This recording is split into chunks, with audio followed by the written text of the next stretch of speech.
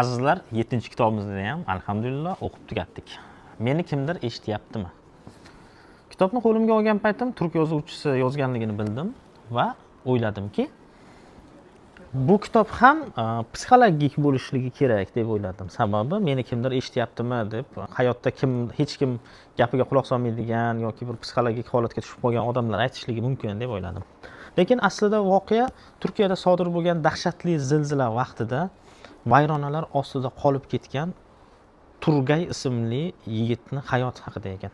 Turgay 25 yoshlar atrofidagi yigit bo'lib, ota-onasini pand-nasihatlariga quloq solmaydigan, quloqsiz, beodoblikka mukkasidan ketgan holatga tushib qolgan bo'ladi.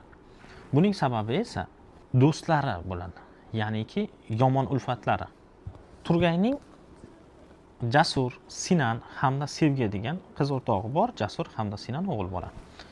Ular benamoz bo'ladi. Kitobda mana shunaqa keltirilgan. Namozda bardavom bo'lgan Turgayni ham yo'ldan ozdirishadi. Ular har kuni ulfatchilik, ichkilik va maishatga mukkasidan ketib qolishgan bo'ladi. Ota-onasining qarshiligiga qaramasdan, hattoki birog'i so'ramasdan ham ularning yoniga ketadigan odat chiqaradi. Zilzila bo'ladigan kunda bular yana borib mast holatda turadi. Ular o'zlaricha musiqa, o'zingizlar tushunasizlar-ku. Shu holatda davom etayotgan bir paytda zilzila bo'lib qoladi. Sevgi eshikdan chiqib qochishga ulguradi, qolganlar esa beton tagida qolib ketishadi.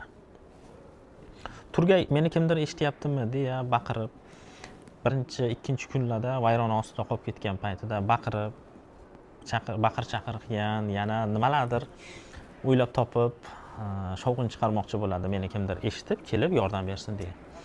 Lekin uni hech kim eshitmaydi. Ko'z o'ngida do'sti Jasur halok bo'ladi. Jasur shu darajada qiyin vaziyatda vafot etadiki, achinarli ahvolda. Turgay unga kalimai shahodatni so'zma-so'z aytib turganda ham takrorlay olmasdan vafot etadi. Xullas azizlar, kitobda Turgay o'zini vijdoni bilan yolg'iz qolib hisob-kitob qilishlikni boshlaydi. Tasavvur qiling, oyog'ini beton bosib qo'ygan, qimirlay olmayotgan yigit o'zini o'zi vijdoni bilan tergov qilishlikni boshlaydi. Yoshligida qilgan ishlari, namozni tark etishiga sabab bo'lgan ishlar haqida gaplashadi. 90 soat o'tgandan keyin, zilziladan 90 soat o'tib, yigitni qutqarib olishadi. Eng achinarli joyi, yigit yotgan holatida oyog'ini plita bosib, u joy yiringlaganligi sababli oyoqlarini kesib tashlashga to'g'ri keladi. Hushiga kelgan Turgayni ota-onasi kutib oladi va doktor unga aytadiki, seni oyoqlaringni kesishligimizga to'g'ri keladi desa, mayli, kesavering, tirikman-ku degan ma'noda.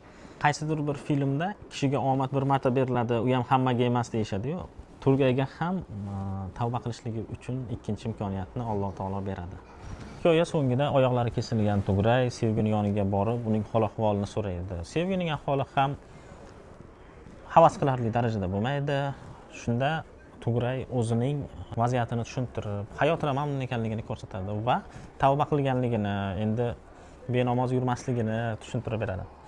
Mana shu holatda Sevgi ham sekin astalik bilan islomga kirib, islom yo'lida yurishlikni, ya'ni o'zini yomon odatlarini tark etadi. Xullas azizlar, bu kitobni 15 yoshdan boshlab o'qishsa bo'lsa kerak menimcha, to'g'risi. 15 yoshli yigitlarimiz o'qishlikni boshlab 20-25 balki 30 yoshlilar ham o'qib ko'rsa bo'ladi. O'ziga hayotini bir rengin qilib oladi-da. Tug'ilganidan hozirgi yashayotgan kunigacha bo'lgan savob gunohlarni bir hisob-kitob qilib olishligi uchun yozilgan kitob ekan bu kitob. Azizlar, keyingi kitoblarimiz qaysi mavzuda bo'lishligi haqida kommentariyaga yozib ketsangiz xursand bo'lardik. Ushbu videoni kitob o'qishga qiziqishi bo'lgan tanishingizga yuborib qo'yishligingizni so'rardik.